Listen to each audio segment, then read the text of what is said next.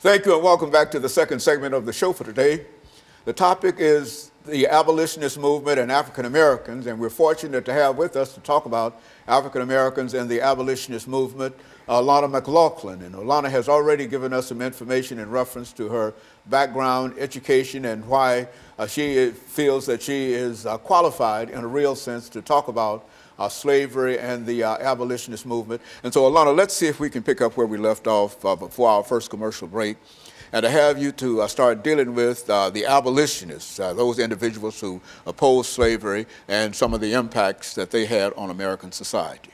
So if you're just tuning in the first subject, I really said that for every terrible event in history, there's always someone who either shares their story and their experiences to give us an inside knowledge, or there's someone who fights against it. Like, for instance, during the Holocaust, Anne Frank kept her diary, and her father, Otto Frank, decided to publish it after her death to show people what the Holocaust did to them and how the Holocaust really was. And during slavery, we had abolitionists. We had people such as William L. Garrison, which is one of the few Caucasian people who decided to rise against slavery. And basically, he just decided to say, hey, you know what? I'm going to fight against this to my death, and I do not care what y'all threaten to do to me. And he's also known for being an editor of a newspaper called The Liberator.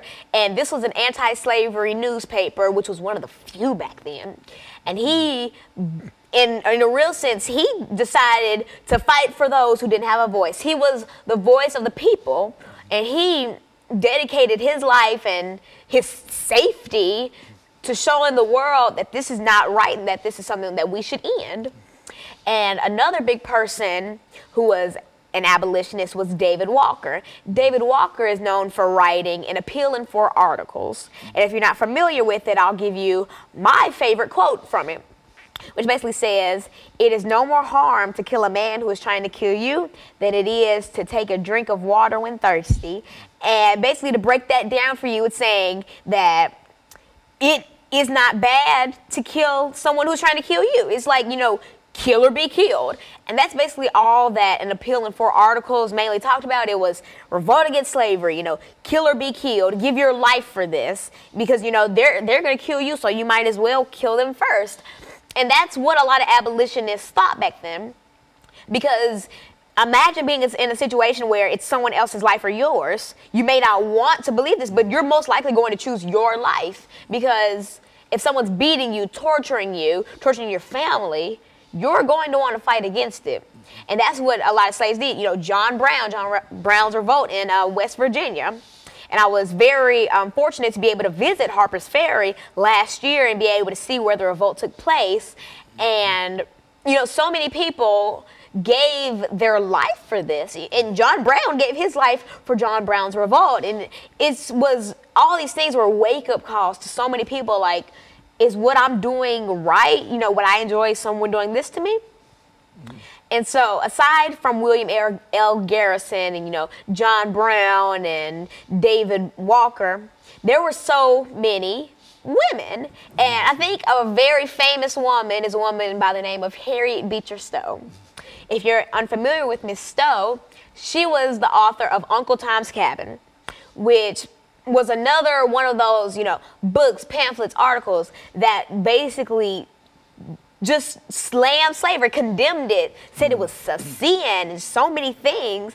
And it was outstanding, and it was really heartwarming to see that so many people woke up and smelled the roses, and they finally believed that this was wrong.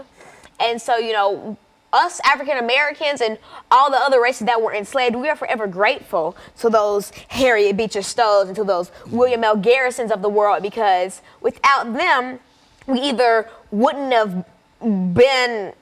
would have still been enslaved, or our story wouldn't have gotten out as widespread as it did. Harriet Beecher Stowe's Uncle Tom's Cabin sold over 300,000 copies in its first year.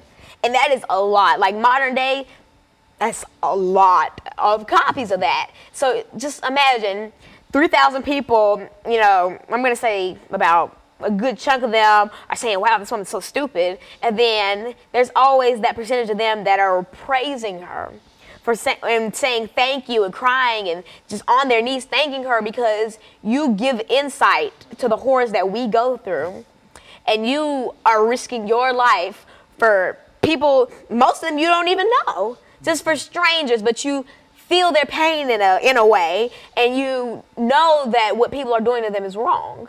And so we are always thankful for those types of people, because without them, we don't even want to think what would be going on. Just think about, for instance, Anne Frank and the Holocaust, and a bunch of other powerful Holocaust writers.